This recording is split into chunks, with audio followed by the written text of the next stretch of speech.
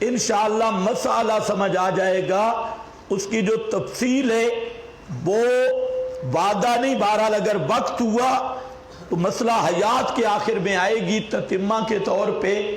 یہاں یہ بات سمجھ لیں کہ یہاں مسئلے دو ہیں. ایک مسئلہ ہے نفس عذاب و ثواب قبر کا، اور دوسرا مسئلہ ہے کیفیت عذاب و ثواب قبر کا. یہاں پر اہل بدعت عوام کو بھی دھوکہ دیتی ہیں اور اچھے پڑھے لکھے لوگوں کو بھی دھوکہ دیتے ہیں. وہ ان دو مسئلوں کو گڑبڑ کرتی ہیں کہ مسئلہ نفس عذاب و ثواب قبر کا الگ ہے اور مسئلہ کیفیت عذاب و ثواب قبر کا الگ ہے. یہ دو مسئلے الگ الگ ہیں. اس لیے آپ بھی ذرا خیال کر لیں کہ موضوع رکھا جاتا ہے عذاب و ثواب قبر اور گفتگو کی جاتی ہے کیفیات پر. حالانکہ یہ سب سے بڑا دھوکہ ہے. تو دو مسئلے یہ جدا ہیں. پہلے یہ فیصلہ کر لیں، تنقیح کر لیں کہ گفتگو کس پہ ہوگی، عذاب و ثواب قبر پہ ہوگی یا کیفیت عذاب و ثواب قبر پہ. اہل بدعت جو جھگڑا ڈالتے ہیں اور ان کے مولوی شیخ الحدیث اور بڑے بڑے لوگ منبروں پر بیٹھ کر، مسند حدیث پر بیٹھ کر اور اپنے تفسیر پر بیٹھ کر یہ لوگوں کے سامنے جو جھوٹ بولتے ہیں وہ یہ ہے کہ اشاعت التوحید و سنہ والے عذاب و ثواب قبر کے منکر ہیں. کیا جھوٹ بولتی ہیں؟ اشاعت التوحید و سنہ والے عذاب و ثواب قبر کے منکر. پراپاگنڈا یہ کرتی ہیں. لیکن جب بحث ہو تو پھر کس پہ کرتی ہیں؟ کیفیت پر. تو بھائی پہلے یہ طے کرو کہ نفس عذاب و ثواب قبر پہ گفتگو ہوگی یا کیفیت عذاب و ثواب قبر پہ. اور کیفیت پہ گفتگو تب ہوگی کہ تم اس بات کو تسلیم کرو گے کہ اشاعت التوحید و سنہ والے عذاب و ثواب قبر کے قائل ہیں اور ہمارے شیخ الحدیث، ہمارے مولوی، ہمارے پیر، ہمارے صوفی، یہ سارے لمبیاں داڑیوں والے شیاطین یہ ساری زندگی جھوٹ بولتے رہے، جو لوگوں کے سامنے یہ کہتے رہے کہ اشاعت التوحید والے جناب عذاب و ثواب قبر کے منکر ہیں. اگر اس پہ گفتگو کرنی ہے تو اشاعت التوحید کا ایک ذمہ دار آدمی پیش کرے جس نے عذاب و ثواب قبر کا مطلقاً انکار کیا ہو. ہم ایسے آدمی کو کافر کہیں گے بھی صحیح اور کافر سمجھیں گے بھی صحیح.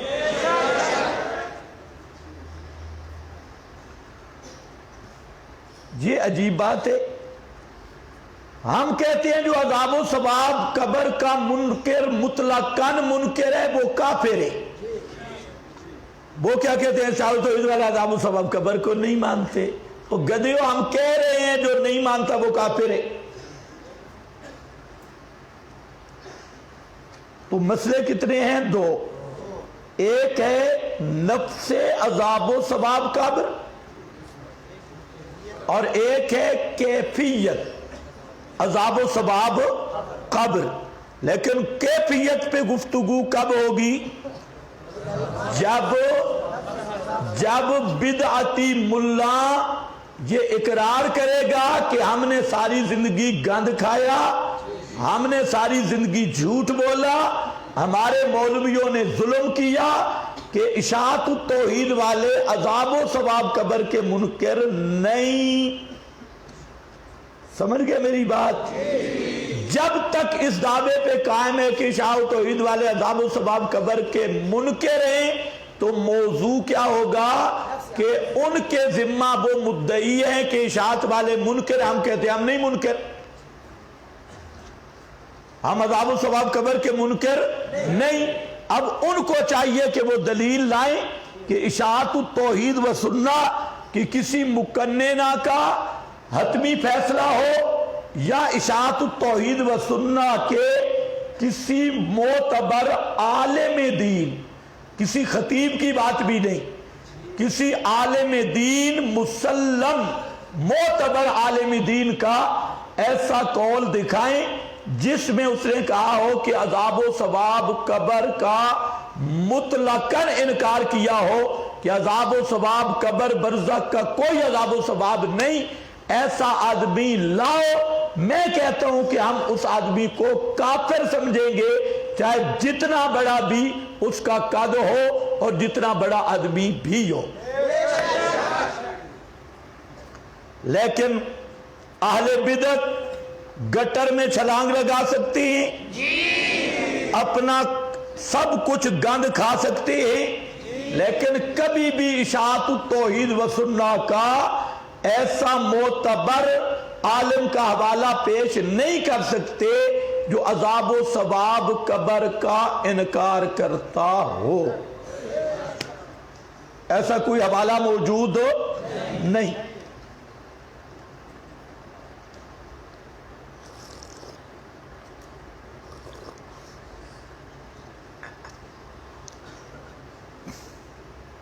اس لیے آپ مسئلہ سمجھے، عذاب و ثواب قبر کا مسئلہ تمام اہل سنت والجماعت اور جمہور معتزلہ کا اتفاقی مسئلہ ہے۔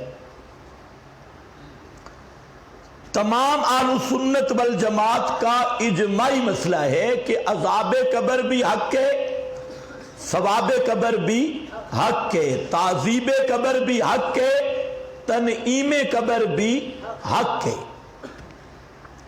اس میں اہل سنت والجماعت میں کوئی بھی منکر نہیں ہے۔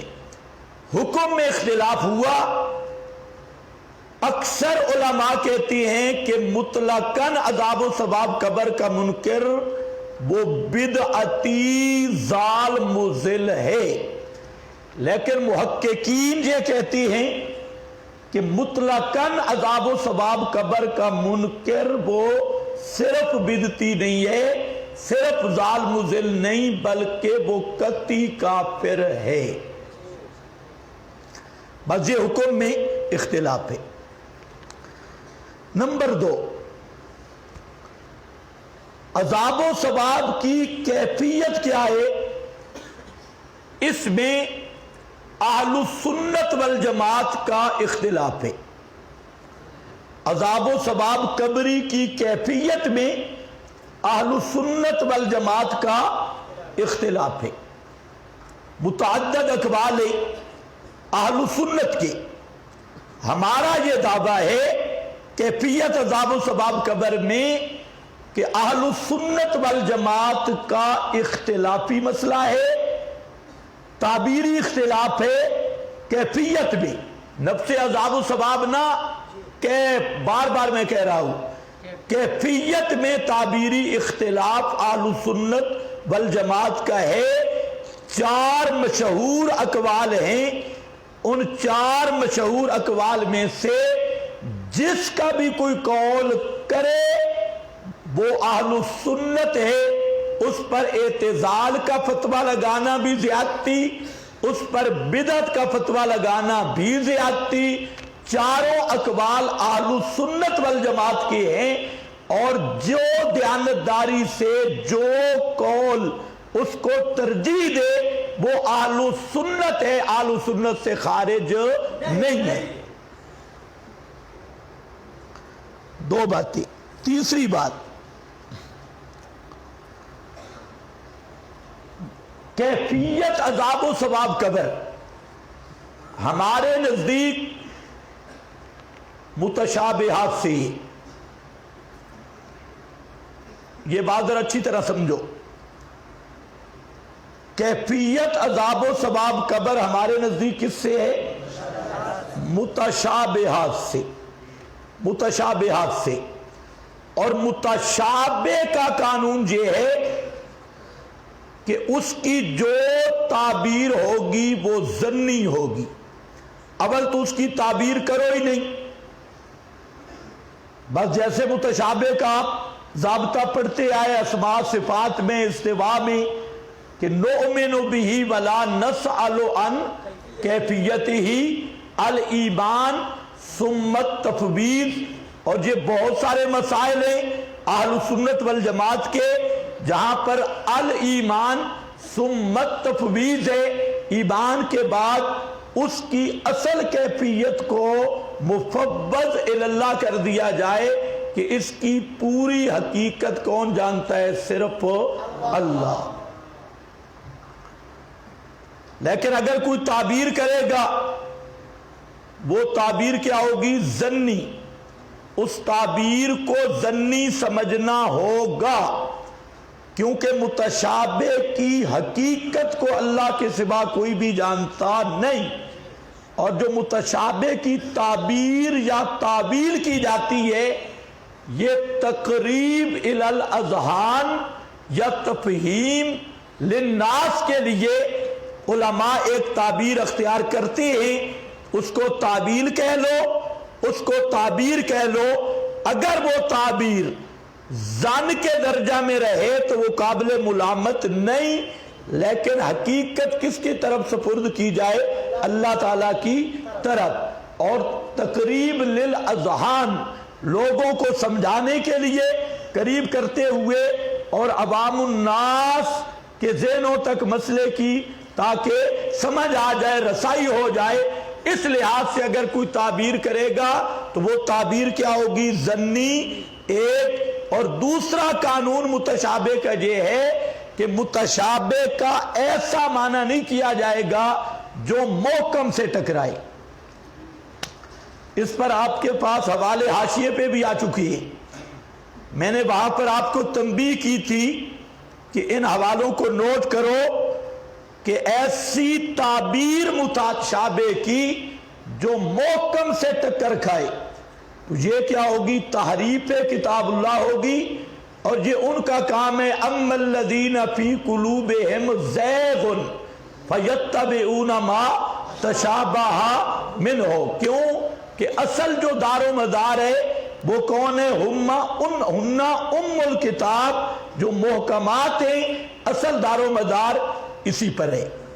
تیسری بات میں نے عرض کی متشابہ کا ضابطہ کہ متشابہ کی تعبیر ظنی ہوگی اور اس کے لیے بھی شرط ہے کہ وہ محکم سے نہ ٹکرائے. اگر محکم سے ٹکرائے گی تو یہ اہل زیغ کا طریقہ ہوگا، اہل بدعت کا طریقہ ہوگا اور وہ طریقہ صحیح نہیں ہوگا. چوتھی بات یہ عرض کر رہا ہوں کہ محکم مسئلہ موت و حیات میں 3 امور محکمی جو نصوص کی واضح دلالت سے ثابت ہیں اور محکمات ہیں. نمبر 1 ہے کیفیت موت.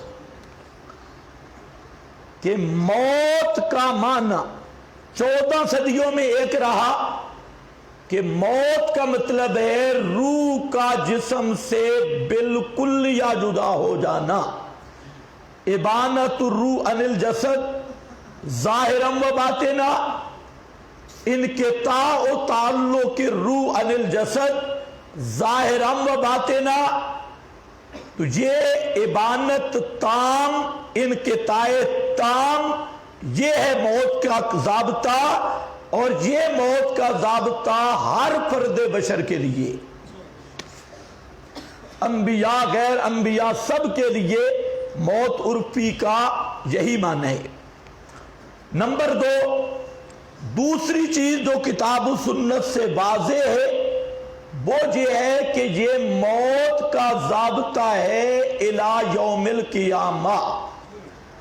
قانون اور ضابطہ عادتاً قیامت تک مرنے والا الموتا کی فہرست میں ہے اور اس کی روح اس کے بدن میں نہیں، یا روح کا تعلق تصرف بھی اس بدن کے ساتھ نہیں. یہ چیز بھی محکم ہے. اور نمبر 3 تیسری چیز یہ محکم ہے کہ ہر میت کے لیے دنیاوی ادراک کا منتفی ہونا، کہ میت میں دنیا کا ادراک نہیں ہے، دنیا کی باتوں کو سنتا بھی نہیں، دیکھتا بھی، دنیا کی چیزوں کو دیکھتا بھی نہیں، دنیا کی چیزوں کو سونگھتا بھی نہیں، دنیا کی چیزوں کو ٹٹولتا بھی، یعنی حواس خمسہ کے علم کا نام ادراک ہے. اور دنیاوی ادراک میت میں نہیں ہے، عادتاً نہیں. یہ تیسری چیز بھی کیا ہے؟ محکم. تو محکم کتنی چیزیں ہیں؟ 3. ایک چیز موت، دوسری چیز موت کا ضابطہ الی یوم القیامہ، اور تیسری چیز ہے عدم الادراک کی دنیاوی، دنیا کا ادراک نہیں ہے. یہ 3 چیزیں بزرگوں یہ کیا ہیں؟ محکمات. اور عذاب و ثواب کی کیفیت ہے متشابہات. اب اس کیفیت کا ایسا معنی کرنا، ایسی تعبیر کرنا کہ مردہ کے اندر روح آ جائے، مردہ قیام قعود کرے، مردہ کے اندر حیات دنیا بھی پیدا ہو جائے، مردہ اٹھنے بیٹھنے لگ جائے، سلام کلام سننے لگ جائے، قبر پہ آنے والوں کو پہچاننے لگ جائے، ادراک دنیا بھی پیدا ہو جائے، ایسی تشریح متشابہ یعنی کیفیت عذاب و ثواب کی کرنا یہ محکم سے ٹکرائے گی. اور ایسی تشریح کرنے والا منسوس بدعتی ہوگا. کون ہوگا؟ منسوس بدعتی. کیسے منسوس بدعتی؟ اما الذین فی قلوبہم زیغ فیتبعون ما تشابہ منہ. تو ہم کہتے ہیں متشابہ جب کیفیت عذاب و ثواب متشابہ. علامہ انور شاہ صاحب نے اکفار الملحدین میں اس کو متشابہ لکھا، شاہ ولی اللہ نے البدور البازغہ میں اس کو متشابہ لکھا، شیخ القرآن مولانا محمد طاہر پنجپیری نے اپنی کتاب ضیاء النور میں اور اصول السنہ ان میں اس کو متشابہ لکھا. اور اسی طرح آپ جو عقائد نصفی پڑھتے ہیں اس میں بھی بما یعلمہ اللہ اس کو متشابہ قرار دیا گیا. مسامرہ مسایرہ شرح مقاصد میں اس کو متشابہ قرار دیا گیا. اس لیے اس پر انشاءاللہ مستقل بحث بھی آئے گی. میں نے چند حوالے دے دیے کہ یہ کیفیت متشابہات سے ہے. اب اس عذاب و ثواب قبر کا ایسی تعبیر جو محکم سے ٹکرائے، ایسی تعبیر اختیار کرنے والا وہ کیا ہوگا؟ منسوس بدعتی. اور اگر ایسی تعبیر کہ اس کو قطعی اور حتمی بنا لیتا ہے تب بھی کیا بنے گا؟ بدعتی. تو اب وہ تعبیر کیا ہوگی؟ ظنی، اور ہوگی بھی ایسی کہ محکم سے نہ ٹکرائے. کچھ بات میری سمجھ آ گئی؟ یہ 4 باتیں. پانچویں بات یہ بھی سمجھ لو،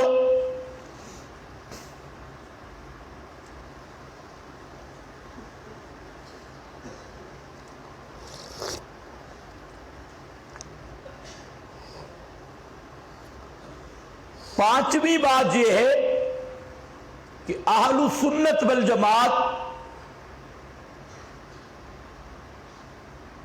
کی تمام عبارات کو جمع کرے متکلمین حضرات کی خصوصاً تو 4 تعبیریں اختیار کی گئی. پہلی تعبیر کہ عذاب و ثواب جہان 4 ہے، ایک عالم ارواح ہے، ایک عالم دنیا ہے، ایک عالم برزخ ہے، اور ایک عالم قیامت ہے. دو جہان ایسے ہیں جن میں عذاب و ثواب، فرات و راحت، تکلم کلام، وعدہ وعید، وہ صرف روح کے ساتھ ہے۔ ایک عالم ارواح لستو بربکم، وہاں پر ارواح تھے، یہ جسد عنصری نہیں تھے، اور دوسرا عالم برزخ، اور دو جہان ایسے ہیں کہ روح مال جسد سب احوال طاری ہوتی ہے، ایک دنیا اور ایک قیامت۔ دنیا میں بھی احوال کا طریان کس پہ ہوگا؟ روح مال جسد، جسد پہ براہ راست، روح پر بالتبع، اور عالم قیامت میں روح پر براہ راست اور جسم پر بالتبع۔ لیکن روح مال جسد العنصری دو جہانوں میں خطاب بھی، کلام بھی، احکام بھی، اور عذاب و ثواب بھی، راحت و خوشی بھی، روح مال جسد العنصری، اور دو جہانوں میں فقط للروح۔ یہ قول بھی کس کا ہے؟ اہل السنت والجماعت کا۔ کس کا قول ہے؟ اہل السنت۔ امام رازی نے یہی قول لکھ کر فرمایا وجب المسیر الیہ۔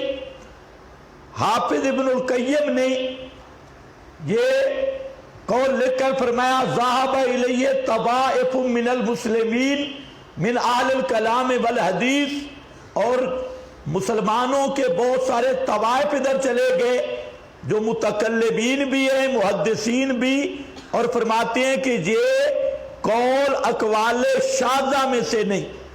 علامہ انور شاہ صاحب نے عرف شذی میں تحریر کیا، ان کی فیض الباری میں عرف شذی میں املائی تقریرات ہیں، ان میں یہ درج ہے کہ اہل سنت کے دو قول ہیں، والے اہل سنت پیے قولان، دو قول، ایک قول فقط للروح۔ تو صرف روح کے عذاب و ثواب قبری کا یا برزخی کا عقیدہ رکھنے والے کو، یا نظریہ یا تعبیر اختیار کرنے والے کو علامہ انور شاہ صاحب نے کیا قرار دیا؟ اہل سنت۔ حافظ ابن القیم نے کیا قرار دیا؟ اہل سنت۔ امام رازی نے کیا قرار دیا؟ اہل سنت۔ اور خود مولانا سرفراز خان صفدر نے لکھا ہے کہ کشتی اہل سنت پہ سوار ہونے والوں میں ابن حزم، ابن حبیرہ، یہ وہ آدمی ہیں جو عذاب و ثواب فقط للروح کو مانتے ہیں۔ لیکن مولانا سرفراز خان نے کیا کہا؟ کشتی اہل سنت، باوجود اس کے کہ وہ عذاب و ثواب قبر کا جسم کے لیے نہیں مانتے، لیکن مولانا سرفراز نے ان کو کس پہ بٹھایا ہے؟ کشتی اہل سنت۔ اہل سنت کی کشتی سے مولانا سرفراز نے انہیں گرایا نہیں، انہیں ہٹایا نہیں۔ خود کہتے ہیں کہ اہل سنت کی کشتی میں سوار ہونے والوں سے علامہ ابن حزم ظاہری جو بڑا مجتہد ہے، اور ابن حبیرہ یہ بھی فقط للروح کے قائل ہیں۔ تو یہ جو ہے یہاں پر اہل بدعت بات کو خلط بلط کرتی ہے۔ وہ کہتے ہیں یہ جی اشاعت التوحید کا یہ نظریہ ہے، میں نے اشاعت التوحید کا نظریہ بتا دیا، متشابہات، لیکن اس تعبیر اختیار کرنے والے کو ہم اہل سنت والجماعت سے سمجھتی ہیں۔ فقط للروح کی کوئی کرے تب بھی کیا ہے؟ اہل سنت۔ اب ان کے ذمہ ہے کہ اس پہ لگائیں فتویٰ کہ یہ اہل سنت نہیں، اور جو اس کو اہل سنت سمجھے وہ بھی اہل سنت نہیں، تو پھر بڑے بڑے مگر مچھوں کی قربانی دینی پڑے گی۔ پھر امام اہل سنت کو بھی معتزلہ کے ٹرک میں سوار کرنا پڑے گا، مولانا سرفراز خان صفدر کو بھی پھر معتزلہ کے حوالے کرنا پڑے گا، کیونکہ وہ بھی ان کو کشتی اہل سنت میں سوار ہونے والوں سے شمار کر رہے ہیں۔ تو بہرحال ایک یہ تعبیر ہے فقط للروح۔ نمبر دو، صوفیاء اہل سنت، انہوں نے تعبیر اختیار کی روح مع الجسد المثالی۔ روح مع الجسد المثالی. یہ بھی بات سمجھ لو، وہ محمدی کی بات میں نے کی، اسماعیل محمدی تھا، ایک بھگوڑا فوت ہو گیا تو کئی مقام پر وہ بھی اس کو بھی بھاگنے کا شرف حاصل ہے. اس کے ہم مدرسے میں بھی گئے تھے. مدرسے میں جب گئے کا موقع ہوتا تھا تو بار میرے ساتھ مولانا صدیق معاویہ صاحب تھے، وہ بھی زندہ ہے لاہور میں. تو وہ قاری صدیق معاویہ صاحب تھے. ہم گئے، اوپر بورڈ لگا ہوا تھا استاد الحدیث والتفسیر. ہم نے طالب علموں سے پوچھا کیا پڑھاتا ہے؟ کہتے ہیں زاد الطالبین اور پارا اما. خیر وہاں لمبی ملاقات وقت نہیں کہ میں وقت ضائع کروں ایسے فضول آدمیوں کی گفتگو سنا کر. میں آگے چل رہا ہوں. اس نے مجھے کہا کہ یہ جسم مثالی پلاسٹک کا ہوتا ہے. میں نے کہا آپ کا گدھے کا بنا ہوگا. خاموش. یہ جسم مثالی صوفیاء کی اصطلاح ہے اور صوفیاء کا یہ مسلک ہے کہ روح مع الجسد المثالی. جسد مثالی پہ انشاءاللہ میں گفتگو کروں گا. یہ کوئی باہر کا میٹیریل نہیں. حضرت تھانوی نے اس کی پوری وضاحت کی. یہ جسم لطیف ہے. اسی جسم کثیف میں اس کی تعبیر بعض نے نسمہ سے کر دی، بعض نے کچھ اور کی. بہرحال حضرت نے مثال دی جیسے زیت کے اندر روغن زیت موجود ہے تو زیت کا پتا کہہ لو، پھل کہہ لو، وہ جسم کثیف ہے، اور جو روغن ہے وہ جسم لطیف ہے. تو اس جسم کثیف کے اندر جسم لطیف ہے جس کا نام جسم مثالی یا روح کا تمثل یا تشکل، اس کو جسم مثالی سے تعبیر کیا. بہرحال صوفیاء کا یہ نظریہ ہے روح مع الجسد المثالی. عذاب ہوتا ہے، ثواب ہوتا ہے. نمبر 3، تیسرا قول ہے متکلمین اہل سنت کا، جو اکثر شارحین ہدایہ اور علماء متکلمین وہ کہتے ہیں عذاب و ثواب بالاصالت روح کو ہے. عذاب و ثواب قبر کا بالاصالت روح کو ہے، لیکن جسم کے اندر دو قسم کے ذرات ہیں. ایک ذرات زائدہ جو غذا سے بڑھ جائیں، بیماریوں سے کم ہو جائیں، اور ایک اصل میٹیریل ہے ذرات اصلیہ جس کو حدیث میں عجب الذنب سے تعبیر کیا گیا. سائنسی تحقیق بھی میں نے آپ کے سامنے اس کی ذکر کی تھی، ڈی این اے وغیرہ کی.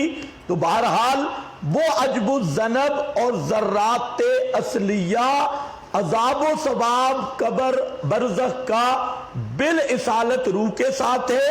لیکن وہ ذرات جس کیفیت میں بھی ہوں، جہاں بھی ہوں، وہ اللہ تعالیٰ نے ان ذرات اصلیہ میں بھی ایک ادراک بسیط رکھ دیا.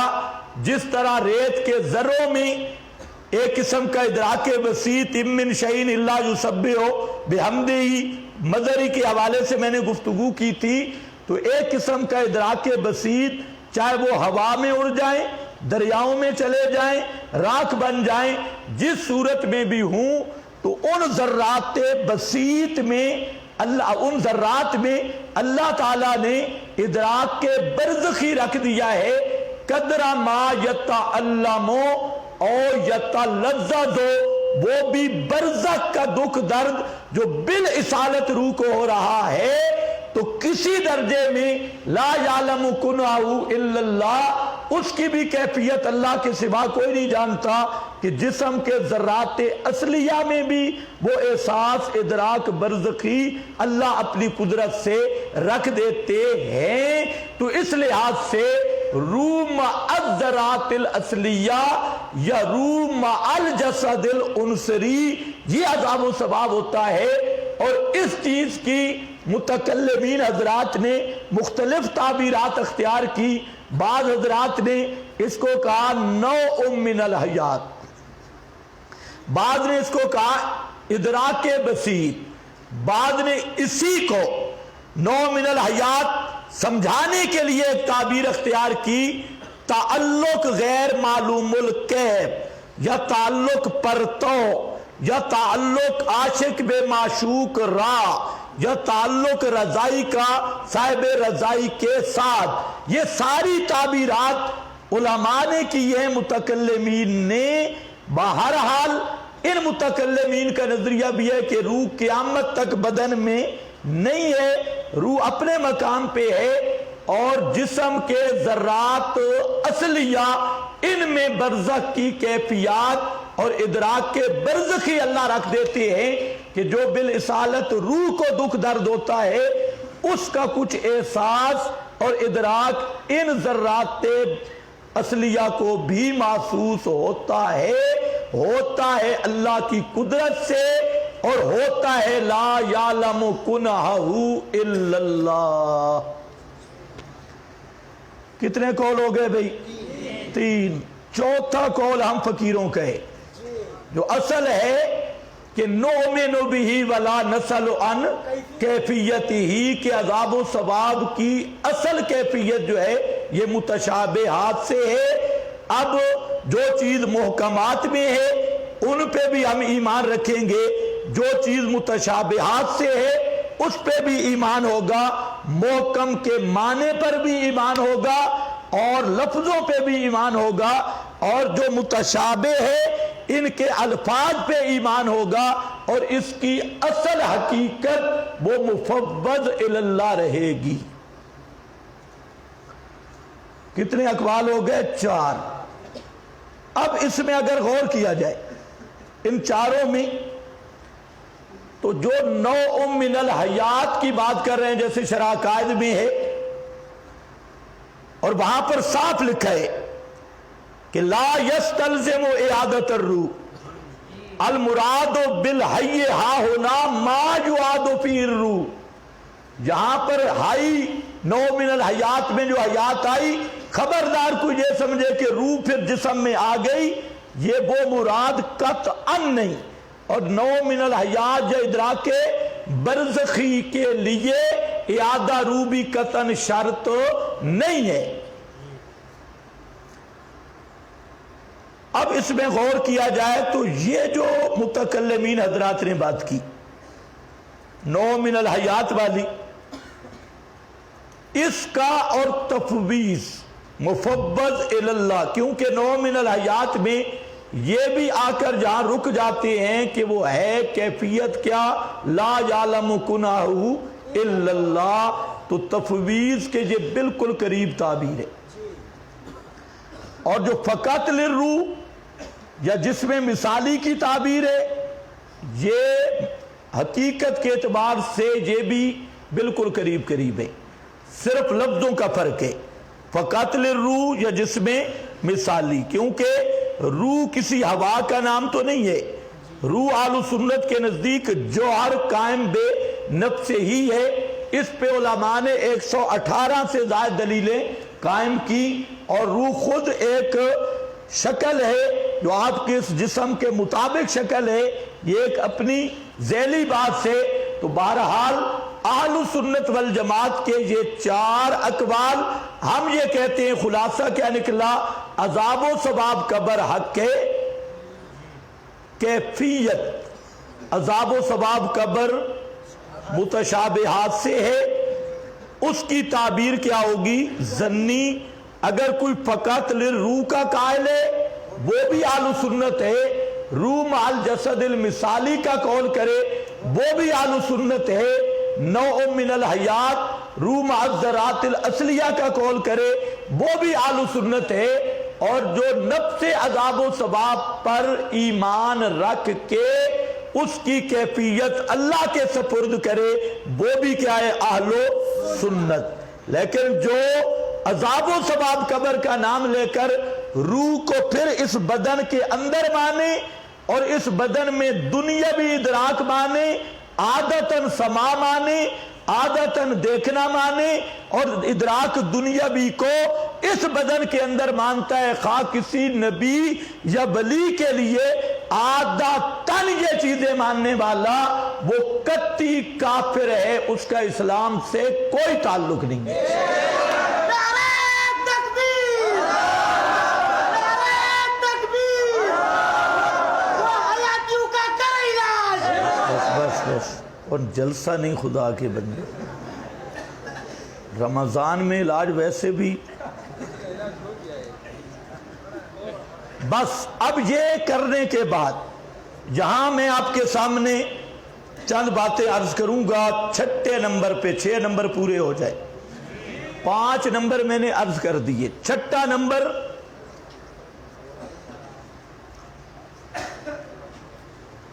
اہل سنت والجماعت نے جو سب سے بڑی عذاب قبر کی دلیل پیش کی، یہ بات ذرا ذہن میں رکھنا، اہل سنت کی سب سے بڑی دلیل عذاب قبر پر وہ یہ آیت ہے النار یعرضون علیہا، اور یہ آیت کے فرعونی دریا میں غرق ہوئے، صبح و شام آگ پر پیش ہوتی ہیں، ان کی عرفی قبریں بنی کوئی نہیں۔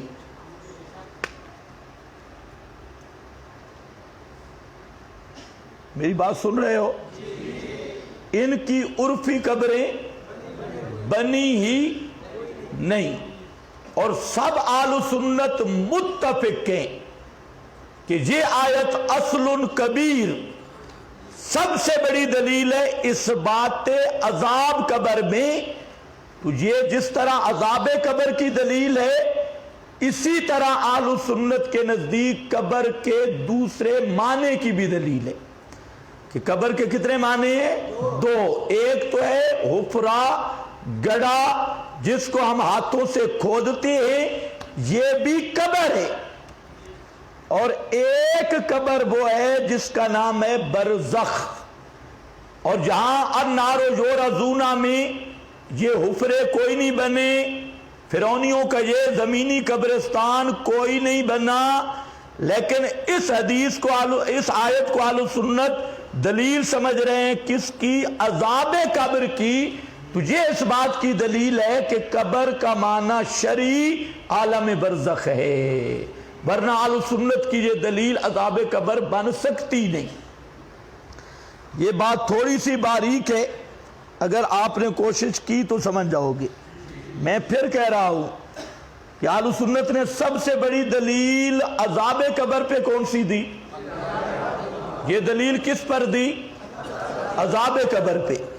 اور یہ حفرہ تو ان کا بنے ہی نہیں، معروف گڑھا تو ان کا بنے ہی نہیں، تو یہ جس طرح عذاب قبر کی دلیل ہے، قبر کے معنی شرعی کی بھی یہ دلیل ہے، اور اس پر سارے اہل سنت کا اجماع ہے، اجماعی مسئلہ ہے۔ اگر برزخ کو قبر شرعی یا قبر کا کوئی دوسرا معنی نہ لیا جائے تو پھر یہ آیت قبر کے عذاب کی کیسے دلیل بن گئی؟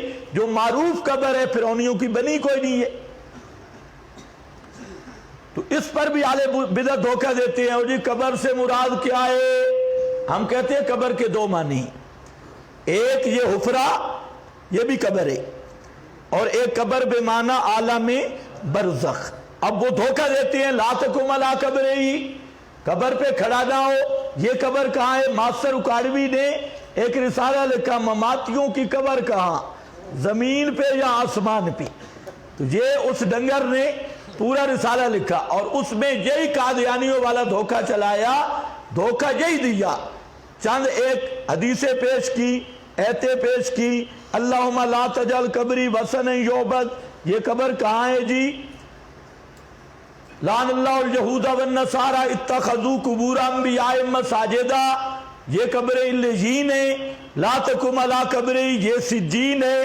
تو ہم کہتے ہو ڈنگر جہان کے یہ روایات نصوص تب تو پیش کرے کہ ہم اس کو قبر نہ مانتی ہوں، گڑے کو بھی ہم قبر کہتی ہیں، لیکن ہم کہتے ہیں قبر کا صرف ایک معنی نہیں، قبر کے کتنے معنی ہیں؟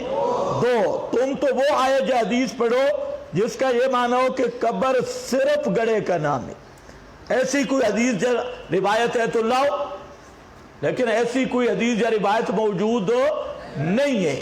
تو بہرحال سمجھو، اس کو ذرا آگے دیکھو، النارو یورزون علیہا غدبا وعشیا، یہ آیت جس طرح ثبوت عذاب قبر پر واضح دلیل ہے، یہ اس گروہ کی بھی واضح دلیل ہے جو کہتے ہیں کہ عذاب و ثواب قبر فقط للارواح، جو حضرات کہتے ہیں کہ عذاب و ثواب قبر فقط یہ انشاءاللہ آپ دیکھیں گے اس گروہ کی یہ دلیل ہے۔ ہر گروہ کے اپنے اپنے دلائل ہیں، یہ صرف اس گروہ کے لحاظ سے میں کہہ رہا ہوں، اس کی دلیل ہے۔ اس پہ آپ چند عبارتیں دیکھیں، پھر میں چند باتیں عرض کرتا ہوں۔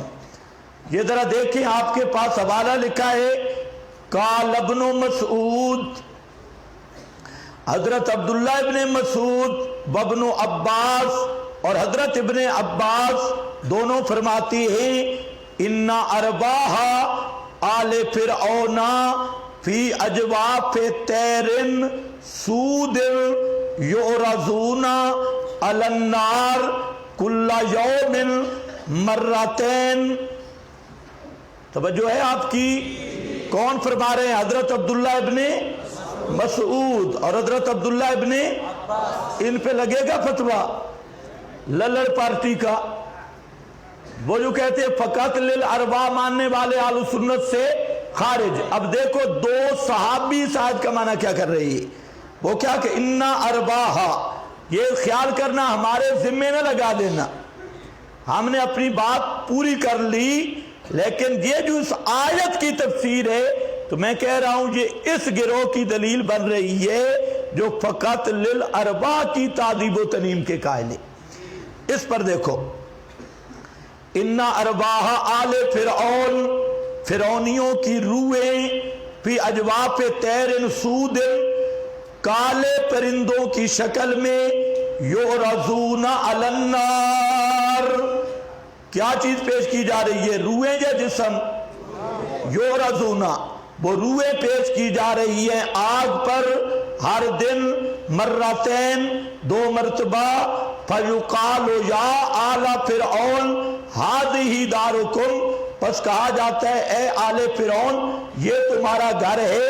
یہ کون ہے جناب؟ زاد المسیر، اخرج عبد الرزاق وابن ابی حاتم عن ابن مسعود، یہ روح المعانی علامہ آلوسی فرماتے ابن ابی حاتم وغیرہ نے اس کو ابن مسعود سے اسی طرح نقل کیا، اسنادہ حسن، اس کی سند حسن ہے۔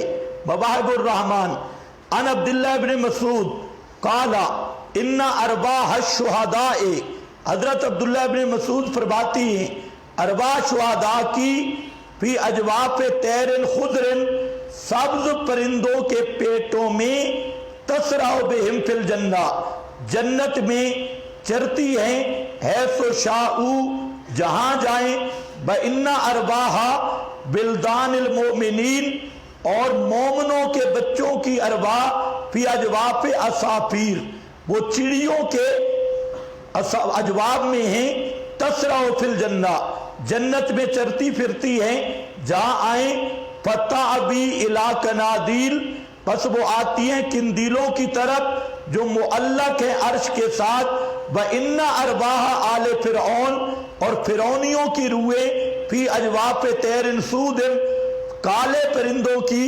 شکل میں ہیں، صبح و شام جہنم پر پیش ہوتی ہیں، اور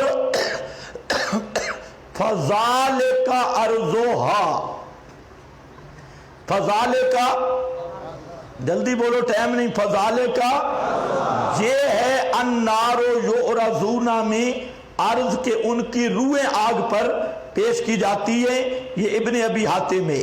اسی طرح حذیل فرماتے ہیں ارباء آل فرعون فی جوف طیر سود، ارباء آل فرعون کالے پرندوں کے پوٹوں میں تغدو بترو علی النار فذالک ارضھا، یہ عرض کا مطلب ہے کہ ان کی روحیں آگ پر پیش کی جاتی ہیں۔ مصنف ابن ابی شیبہ رقم 3416۔ اکرمہ کہتے ہیں ان ابن عباس ان کابن قالا جنت المعبا، جو جنت المعبا ہے رہائش والی جنت، فیہا طیر خضر، اس میں سبز پرندے ہیں جو چرتے ہیں، اس میں ارواح شہداء چرتی ہیں۔ ماسٹر صاحب کہتے ہیں کھاتا جسم ہے یا روح ہے؟ پیغمبر کریم فرما رہے ہیں کھاتی روح ہے۔ یہ تسرع فی الجنہ با ارواح آل فرعون، اور ارواح آل فرعون وہ کیا ہیں؟ فی طیر سود تغدو علی النار بتروح، وہ کالے پرندوں کی شکلوں میں ہیں، آگ پر پیش ہوتی ہیں صبح و شام۔ اور ان اطفال المسلمین فی اسافیر، اور جو مسلمانوں کے معصوم بچے مر گئے وہ بھی جنت کی چڑیوں کی طرح جنت میں ہیں۔ وذکر الشافی فی کتاب المناسک ما دل علی صحت ہذہ الطریقہ وہوا، تو کہتے ہیں یہ حدیث کا یہ سند صحیح ہے۔ حضرت عبداللہ ابن مسعود فرماتے ہیں قال ارباء آل فرعون فی اجواف طیر سود، فرمایا آل فرعون کی روحیں سب اپنا کالے پرندوں کے پیٹوں میں یعرضون علی النار کل یوم مرتین یقال لهم هذه دارکم فذالک قولہ یعرضون علیہا غدوا وعشیا۔ شرح اصول اعتقاد اہل سنت رقم 2165۔ حضرت حسن بصری فرماتے ہیں کہ ان الشہداء احیاء عند ربہم، شہید اپنے رب کے ہاں زندہ ہیں، تعرض ارزاقہم علی ارواحہم، ان کے رزق ان کی روحوں پہ پیش ہوتے ہیں۔ فتصل، یہ لفظ سواد کے ساتھ، تصل الیہم الروح والفرح، تو ان روحوں کو ٹھنڈک اور تازگی پہنچتی ہے۔ کما تعرض النار علی آل فرعون، جیسا کہ آگ پر آل فرعون کی روحوں کو پیش کیا جاتا ہے تو ان کو تکلیف ہوتی ہے بے عذابی۔ اسی طرح حذیل بن شرابیل کہتے ہیں ان ارباح آل فرعون فی اجواف طیر سود، فرعونیوں کی روحیں کالے پرندوں میں وہ صبح و شام آگ پر پیش ہوتی ہیں۔ فذالک ارضھا، یہ ہے النار یعرضون کی تفسیر۔ روح المعانی وکذالک قال السدی، یہاں سدی بھی مسلمانوں کے ساتھ آ گیا، لیکن ماسٹر امین سدی سے بھی 4 قدم آگئی۔ جہاں سدی ڈنڈی نہیں مار سکا، ماسٹر نے وہاں ڈنڈی مارنی شروع کی۔ ابن کثیر ذالکا، اگلی عبارت ذرا دیکھنی ہے، ذالکا لارواحہم، یہ عرض کس کے لیے ہے بھائی؟ اچھی طرح سمجھو، شاباش، وہ پچھلے کونے والے، ذالک لارواحہم، یہ کس کے لیے؟ ان کی ارواح کے لیے، جیسا کہ روایت کی ابن مسعود نے کہ ان کی ارواح واپے طیر سود تعرض علی النار بکرۃ وعشیہ الی یوم قیامت تک ان کی روحیں وہاں جہنم پر پیش کی جائیں گی۔ پتہ نہیں للڑ ان کو واپس کب بلاتے ہیں جسم کی طرف۔ الی یوم القیامہ، یہ جناب بیضابی، السراج المنیر، معالم، خازن، مراغی، قاسمی، سالبی، جمل، روح البیان، سب کے اندر یہی موجود ہے جو میں نے آپ کے سامنے ذکر کیا۔ اور آگے والغرق فی الجم، یہ دنیاوی عذاب، ثم النقلۃ منہ الی الجحیم، اللہ نے ان کو دریا میں غرق کیا پھر ان کو جہنم میں منتقل کیا. فَإِنَّ أَرْوَاحَهُمْ تُعْرَضُ عَلَى النَّارِ صَبَاحًا وَمَسَاءً. ان کی روحیں جہنم پر پیش کی جاتی ہیں صبح بھی شام بھی. کب تک؟ اِلَىٰ قِیَامِ السَّاعَةِ. کب تک یہ روحیں آگ پہ پیش ہوتی رہیں گی؟ قیامت تک. آگے ذرا خیال کرنا. فَإِذَا كَانَ يَوْمُ الْقِيَامَةِ.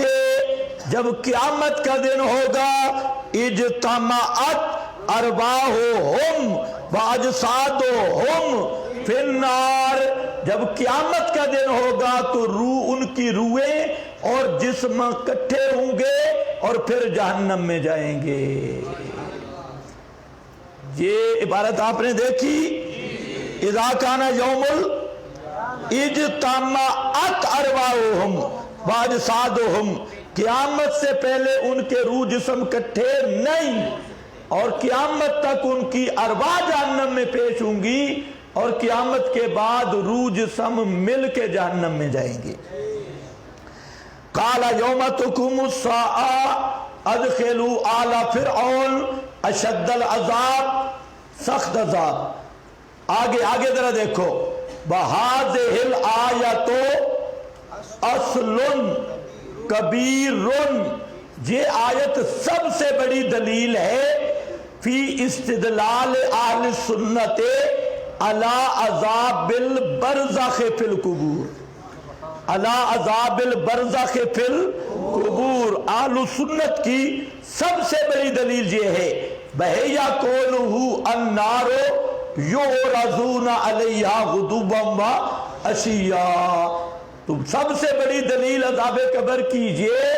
اور جن کو للڑ کہتا ہے کہ صرف گڑے کا نام قبر ہے، وہ گڑا ان کا بنی کوئی نہیں ہے.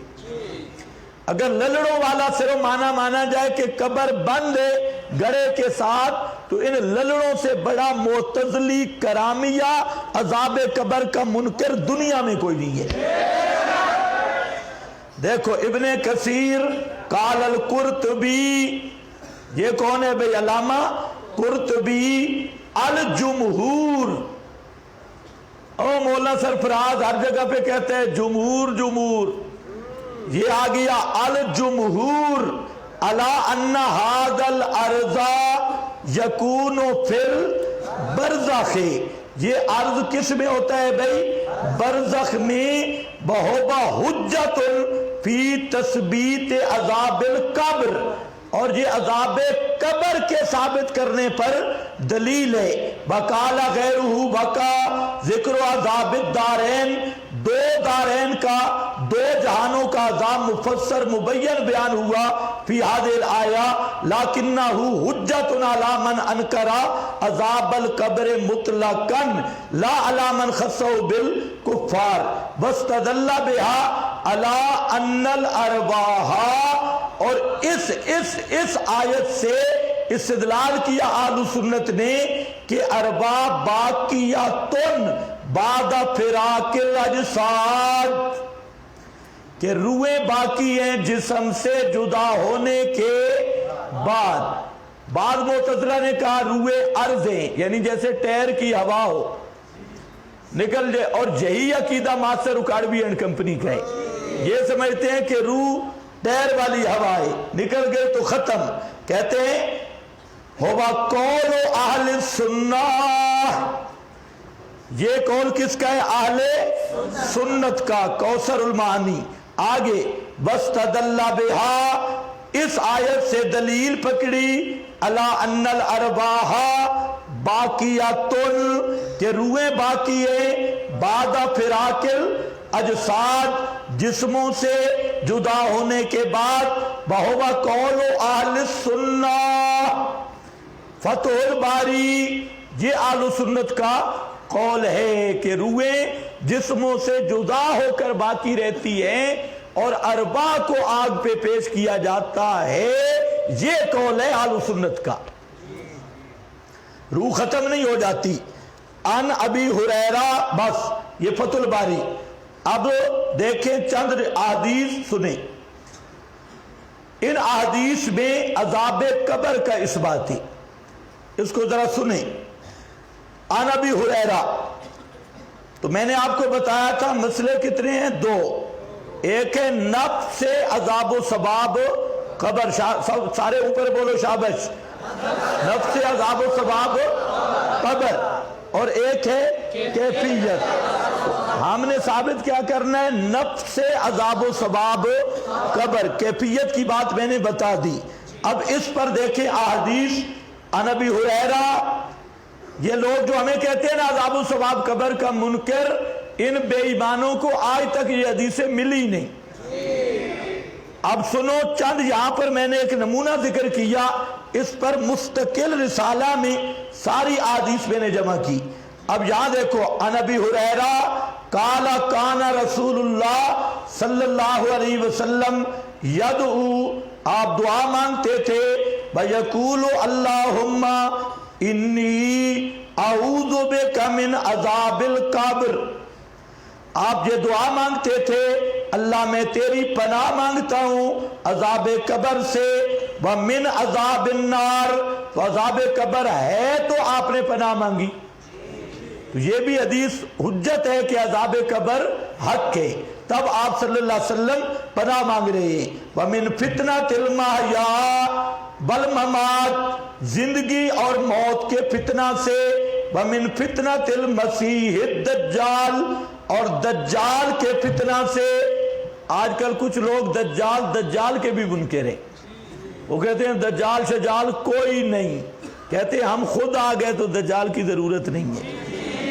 اس لیے دجال کا وجود بھی احادیث متواترہ سے ثابت ہے، اور جو دجال نزول عیسیٰ کا منکر ہے وہ قطعی کافر بے ایمان ہے. اس لیے ذرا خیال رکھو. من فتنۃ المسیح الدجال، بخاری شریف رقم الحدیث 1377. وَقَانَ سعد يُعَلِّمُ بَنِيهِ، اور حضرت سعد اپنے بیٹوں کو یہ دعا سکھاتے تھے، ہؤلاء الکلمات، یہ کلمات، کما يعلم المعلم الغلمان، جیسا کہ معلم چھوٹے بچوں کو پڑھاتا ہے، کتابت وغیرہ سکھاتا ہے. تو حضرت سعد اپنے بچوں کو یہ کلمات سکھاتے تھے اور کہتے تھے، ان رسول اللہ صلی اللہ علیہ وسلم کان یتعوذ منہن دبر الصلاۃ، کہ رسول پاک صلی اللہ علیہ وسلم نمازوں کے آخر میں یہ کلمات پڑھتے تھے. دبر الصلاۃ کا کیا معنی کر رہا ہوں؟ نمازوں کے آخر میں. کچھ اذکار آپ کے سلام کے بعد کی، کچھ ہیں تشہد کے سلام سے پہلے. یہ وہ ہے جو تشہد میں سلام سے پہلے، اللہم انی اعوذ بکا من الجبن، اللہ میں بزدلی سے تیری پناہ مانگتا ہوں، وَأَعُوذُ بِكَ أَنْ أَرُدَّ إِلَىٰ أَرْذَلِ الْعُمُرِ، اور زیادہ بوڑھے پن سے. ارذل العمر، ارذل عمر وہ ہے کہ جس میں آدمی کے حواس ختم ہو جائیں اور عقل جواب دے جائے. تو اتنی بوڑھی عمر سے میں تیری پناہ میں آتا ہوں، مجھے بچا کر رکھنا. اور وَأَعُوذُ بِكَ مِنْ فِتْنَةِ الدُّنْيَا، اللہ میں تجھ سے دنیا کے فتنے میں آنے سے پناہ مانگتا ہوں. یعنی دنیا کی محبت جس میں آج لوگ گرفتار ہیں، دنیا کی محبت اور حب دنیا، اسی میں مادہ پرستی. وَأَعُوذُ بِكَ مِنْ عَذَابِ الْقَبْرِ، اور میں تجھ سے پناہ مانگتا ہوں عذاب قبر سے. تو بھائی عذاب قبر ہے تو آپ نے پناہ مانگی، اگر عذاب قبر ہے ہی نہیں تو پناہ کا کیا مطلب؟ تو من عذاب القبر، یہ بخاری شریف 2822. اس کے بعد حضرت عائشہ رضی اللہ تعالیٰ عنہ قالت سألت رسول اللہ صلی اللہ علیہ وسلم عن عذاب القبر، حضرت عائشہ نے پوچھا رسول پاک صلی اللہ علیہ وسلم سے عذاب قبر کے بارے میں. فقال نعم، عذاب القبر حق، آپ نے فرمایا جی ہاں قبر کا عذاب حق ہے۔ قالت عائشہ، تو حضرت عائشہ فرماتی ہیں فما رأیت رسول اللہ، بس میں نے نہیں دیکھا رسول اللہ صلی اللہ علیہ وسلم کو یصلی صلاۃً بعد الا تعوذ من عذاب القبر، آپ جب بھی اس کے بعد کوئی نماز پڑھتے تو عذاب قبر سے پناہ مانگتے۔ یہ حدیثیں گنتے آؤ، حدیث نمبر 4 ہے نا، سنن نسائی 1308۔ اب دیکھو صحیح الاسانید، بالکل صحیح سندیں ان احادیث کی اور عذاب قبر پر واضح دلالت کر رہی ہیں۔ یہاں ایک مسئلہ یہ بھی سمجھو، حضرت عائشہ صدیقہ قرآن پڑھ کے مردوں کے سماع کی منکریں اور عذاب قبر کی قائلیں، عذاب قبر کی۔ آج جب مردوں کے سماع کا انکار کیا جائے کہتے ہیں یہ عذاب قبر کا منکر ہے۔ جو سب سے پہلے قرآن پڑھ کے مردوں کے سماع کا انکار کر رہی ہے وہی کہہ رہی ہے عذاب القبر حق۔ تمہیں کچھ بھی سمجھ نہیں آئی؟ آج سماع موتا کو انہوں نے جوڑ دیا ہے قبر کے عذاب کے ساتھ، کہ جو سماع کا منکر ہے وہ عذاب قبر کا منکر ہے۔ میں کہہ رہا ہوں عذاب قبر کی، حضرت عائشہ عذاب قبر کو کن لفظوں میں ثابت کرتی ہیں پیغمبر کریم سے؟ عذاب القبر حق۔ لیکن قرآن سے کیسے استدلال کرتی ہیں کہ کوئی مردہ سنتا نہیں؟ معلوم ہوتا ہے یہ بھی اہل بدعت کا دھوکہ ہے کہ منکرین سماع موتا کو منکرین عذاب قبر قرار دینا، یہ بھی ان کا دجال والا دجل اور دھوکہ ہے۔ آگے ذرا دیکھو، عن محمد ابن ابی عائشہ قال سمعت ابا ہریرہ یقولو، میں نے حضرت ابو ہریرہ سے سنا کہتے ہوئے قال رسول اللہ صلی اللہ علیہ وسلم فرماتے تھے، رسول اللہ صلی اللہ علیہ وسلم اذا تشہد احدکم، جب تمہارا ایک تشہد میں بیٹھے، میں نے آپ کو بتایا نا اوپر دبر الصلاۃ کا لفظ آیا، اب یہاں اس کی تشریح آ گئی، اذا تشہد احدکم فلیتعوذ من اربع، جب تم تشہد میں بیٹھو 4 چیزوں سے پناہ مانگو، من عذاب جہنم وعذاب القبر وفتنة المحیا والممات ومن شر المسیح الدجال ثم يدعو لنفسه بما بدأ له، پھر اپنے لیے جو مرضی دعا کرے، لیکن یہ دعا کب ہوگی؟ سلام سے پہلے۔ یہ دعا کب ہوگی؟ سلام سے پہلے۔ بدا لہو، سنن نسائی رقم 1310۔ حضرت جبیر بن نفیر سنتے ہیں عوف بن مالک سے، فرمایا صلی رسول اللہ صلی اللہ علیہ وسلم علی جنازۃ، یہ جان بوجھ کے میں حدیث لایا، آپ بھی یہ دعا یاد کر لیں۔ آپ نے ایک ہی رٹی ہوئی ہے، اللہم اغفر لحینا و میتنا و شاہدنا و، ہاں للڑ تو یہ پڑھ ہی نہیں سکتا، ان کو تو پڑھنا چاہیے اللہم اغفر لحینا و حینا و حینا، حینا و میتنا کیوں؟ جب مردہ ہے نہیں تو و میتنا کیوں؟ اب ذرا دیکھو، فحفظت من دعائہ، تو آپ کی عادت مبارک تھی کہ تعلیم کے لیے بعض چیزیں آپ اونچا کر کے پڑھتے تھے تاکہ صحابہ یاد کر لیں۔ جو غیر مقلدین کو یہ سنت نظر آتی ہے کیونکہ ان کے نزدیک حدیث اور سنت کا فرق نہیں، آپ زور اثر کی قرات بھی کبھی اونچا کرتے تھے، یہ بھی حدیث میں موجود ہے۔ یہاں دیکھو، اللہم اغفر لہو، اللہ اس کو بخش دے، وارحمہ، اس پر رحمت کر، وعافہ، اس کو معاف کر دے، واعف عنہ، واکرم نزلہ، اس کے ٹھکانے کی عزت کر، ووسع مدخلہ، اس کے جائے داخلہ وسیع کر دے، واغسلہ بالماء والثلج، اس کو دھو ڈال پانی اور برف سے، بل برادے ٹھنڈک سے، بنکے ہی من الخطایا اس کو پاک کر دے گناہوں سے، کما نکیت الثوب الابیض جس طرح تو پاک صاف کرتا ہے کپڑے سفید کو، من الدنس سے میل کچیل سے، وَأَبْدِلْهُ دَارًا اور اس کو بہتر گھر دے دے، خیرا من دارہی جو اس کے پہلے گھر سے بہتر ہو، وَأَهْلًا خیرا من آلہی اور اس کو اچھی اہل دے دے جو اس کی پہلی اہل سے بہتر ہو، وَزَوْجًا خیرا من زوجہی اور اس کو بیوی دے دے جو پہلی بیوی سے بہتر ہو، وَأَدْخِلْهُ الْجَنَّةَ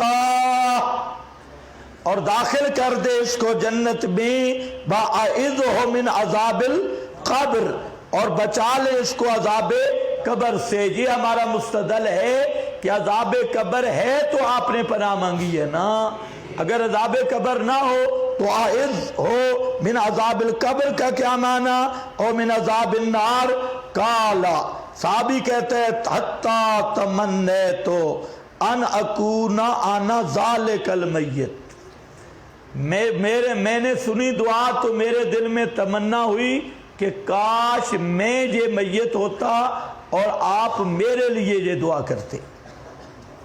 مسلم شریف 963 ام حبیبہ جو نبی کریم صلی اللہ علیہ وسلم کی زوجہ محترمہ ہیں، یہ دعا کر رہی تھی اور کہتی تھی اللہم اللہ مجھے نفع دے رکھیں، دیے رکھ بے زوجی رسول اللہ اپنے میرے خامند رسول اللہ صلی اللہ علیہ وسلم کے ساتھ، یعنی رسول پاک کو میری زندگی میں باقی رکھ، اور باب ابی سفیان اور میرے باپ ابو سفیان کو بھی میری زندگی میں باقی رکھ، باب اخی معاویہ تھا اور میرے بھائی معاویہ کو بھی لمبی زندگی دے، میری زندگی میں اس کو بھی باقی رکھ۔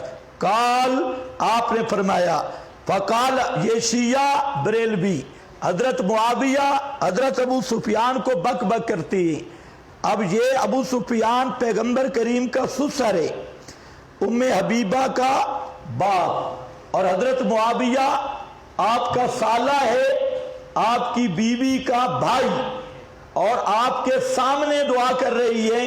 اگر نبی کریم علیہ السلام ابو سفیان جب معاویہ کو اچھا نہ سمجھتے تو کہہ دیتے کس کے لیے دعا کر رہی ہے، یہ تو لوگ اچھے نہیں تھے، لیکن اللہ کے نبی نے ایک اور بات ذکر کی، فقال النبی صلی اللہ علیہ وسلم آپ نے فرمایا قد سألت اللہ لآجال مضروبۃ بأیام معدودۃ، یہ جو تو دعائیں کر رہی ہے کہ نبی پاک زندہ رہیں، ابو سفیان زندہ رہے، میرا بھائی معاویہ زندہ رہے، تو نے ایسی چیزیں مانگی ہیں جن کی مدت مقرر ہو چکی ہے، جن کی عمریں مقرر شدہ ہیں، تیری دعا سے ان کی عمریں آگے پیچھے نہیں ہو سکتی۔ آجال مضروبہ بأیام معدودہ بارزاق مقسومہ، ان کے رزق تقسیم ہو چکے ہیں، لن یعجل شیئن قبل ہلے ہی، کوئی چیز اپنے وقت سے نہ پہلے ہو سکتی ہے نہ بعد میں، بلو کنت سألت اللہ، اگر تو نے اللہ سے مانگا ہوتا ان یعیذک من عذاب فی النار او عذاب فی القبر، اللہ سے یہ دعا مانگنی تھی کہ اللہ مجھے آگ کے عذاب سے بچا، قبر کے عذاب سے بچا، کانا خیرن و افضل، تو یہ بھی دلیل ہے عذاب قبر حق کے۔ اگلی حدیث مقدام بن مادی کرب عن رسول اللہ صلی اللہ علیہ وسلم قال للشہید عند اللہ ست خصال، شہید کی اللہ کے ہاں 6 خصلتیں ہیں، ایک یغفر لہو فی اول دفعات، شہید یغفر لہو، شہید کو معافی مل جاتی ہے پہلی دفعہ جب اس کا خون کا قطرہ گرتا ہے، بجرا، اور دکھا دیا جاتا ہے مقعدہ من الجنہ، جنت کا ٹھکانہ، اور بچا لیا جاتا ہے من عذاب القبر۔ تو یہ بھی شہید کی خصوصیت ہے۔ یہ حدیث بھی اس بات کی دلیل ہے کہ عذاب قبر حق ہے۔ کچھ سمجھ گئے میری بات؟ وَيَأْمَنُ مِنَ الْفَزْعِ الْأَكْبَرِ، اور فضع اکبر سے امن میں ہوگا، اور حلہ پہنایا جاتا ہے پوشاک ایمان کی، اور شادی کی جاتی ہے اس کی حور عین کے ساتھ، اور اپنے 70 گھر والوں کے لیے اس کی شفاعت قبول کی جاتی ہے۔ سنن ابن ماجہ 2799۔ آگے ذرا خیال کرنا ہے، وَرَوَا فِي عَذَابِ الْقَبْرِ، عذاب قبر میں ان صحابہ کے علاوہ روایت کیا زید بن ثابت نے، ابو ایوب الانصاری نے، علی حضرت علی نے، ابو ہریرہ نے، انس نے، عثمان بن ابی العاص نے، ابو بکر نے، ابن عباس نے، عائشہ نے، اسماء نے، ام خالد نے، ابو رافع نے، اور جابر نے۔ کتنے بن گئے ہوئے؟ 13 یہ صحابی، کلن ہؤلاء عن النبی، سب کے سب یہ نبی کریم علیہ السلام سے روایت کرتے ہیں۔ میں نے آپ کو بتایا 10 صحابہ سے مروی روایت کیا بن جاتی ہے؟ متواتر۔ تو عذاب القبر کی روایات بھی کیا ہیں؟ متواتر۔ ویسے ہیں بہت زیادہ صحابہ سے، لیکن جہاں پر چند صحابہ پچھلے بھی گن لو، یہ بھی گن لو، تو میرا خیال ہے کہ 20 کے قریب بن جائیں گے۔ الرسول اللہ فی استعاذت من عذاب القبر۔ ہاں، قال ابو بکر، یہ ابو بکر کون ہے؟ السنہ والا ابو بکر۔ ہاں بھئی، اس کے بعد کیا ہے؟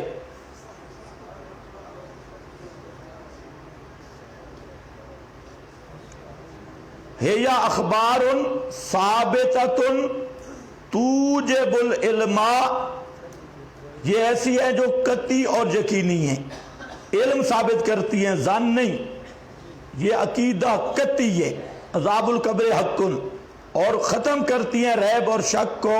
ہم اللہ سے سوال کرتے ہیں کہ اللہ ہمیں پناہ دے عذاب قبور سے، اور کر دے ہم پر ریاض خضراء، اور ہماری قبروں کو نور سے بھر دے۔ السنہ لابن ابی عاصم۔ یہ چند حوالہ جات میں نے ذکر کیے کہ عذاب و ثواب قبر حق ہے۔ بس بھئی اب آؤ